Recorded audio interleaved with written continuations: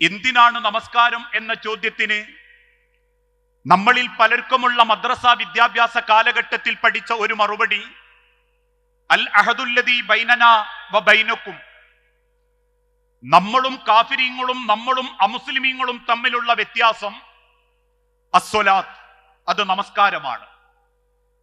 അതുകൊണ്ട് ആര് നമസ്കരിക്കുന്നുവോ അവൻ മുഅ്മിനാണ്, ആര് നമസ്കരിക്കുന്നില്ലയോ അവൻ കാഫിറാണ് എന്ന ഒരു വിവരത്തിന്മേലാണ് ഇന്ന് പലരും മുൻപോട്ട് പോയിക്കൊണ്ടിരിക്കുന്നത്. ഇതേ ചോദ്യം മദീനത്തെ പള്ളിയിൽ വെച്ച് സ്വഹാബത്തിനോട് നബി സല്ലല്ലാഹു അലൈഹി വസല്ലമ ചോദിച്ചു, സ്വഹാബത്തെ, എന്തിനാണ് നമസ്കാരം? പല അഭിപ്രായങ്ങളും പല ഭാഗത്തു നിന്നും സഹാബത്ത് അവതരിപ്പിച്ചപ്പോ ആ അഭിപ്രായങ്ങളൊന്നും അല്ല എന്ന് തോന്നിയ സമയത്ത് സ്വഹാബാക്കൾ തിരിച്ചു ചോദിച്ചു, എങ്കിൽ പറ റസൂലേ, അല്ലാഹു വ റസൂലുഹു അഅലം, അള്ളാഹുവിനും അവന്റെ പ്രവാചകനും മാത്രമേ അറിയൂ. എന്താണ് അതുകൊണ്ട് റബ്ബ് ഉദ്ദേശിച്ചത് എന്ന് അതുകൊണ്ട് നിങ്ങൾ പറ.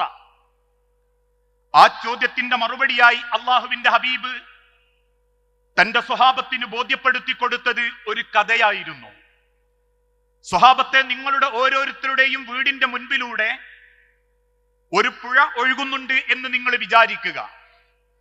നിങ്ങൾ ഓരോരുത്തരും ദിവസം 5 തവണ വൃത്തിയായി സമയമെടുത്ത് നിങ്ങൾ അതിൽ കുളിക്കുമ്പോ നിങ്ങളെ ശരീരത്തിൽ വല്ല മാലിന്യങ്ങളും ഉണ്ടാകുമോ? സഹാബത്ത് ഒന്നടങ്കം പറഞ്ഞു, ഇല്ല പ്രവാചകരെ. എങ്കിൽ അതുപോലെയാണ് നമസ്കാരം.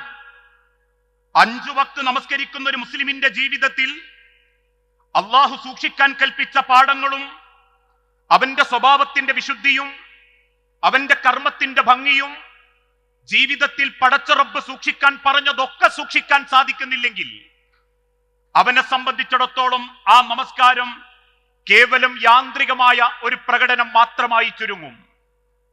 ഇന്നൊക്കെ ചിലരെ നമ്മൾ കാണാറില്ലേ, പള്ളിയിലേക്കൊക്കെ പോകുമ്പോ സഫ് നിൽക്കുന്ന സമയത്ത് ആ സഫിനിടയിലുള്ള വിടവ് 1 ഇഞ്ച് പോലും ഇല്ലാതെ ചില ആളുകൾ തന്റെ ചെറിയ വിരലുകൾ ചേർത്ത് വെച്ച് ഒപ്പിച്ചു നിർത്തും. വളരെ ഭംഗിയിൽ അടുത്തുള്ള ആളുകളുടെ കാല് പിടിച്ച് അടുത്തേക്ക് വലിക്കും.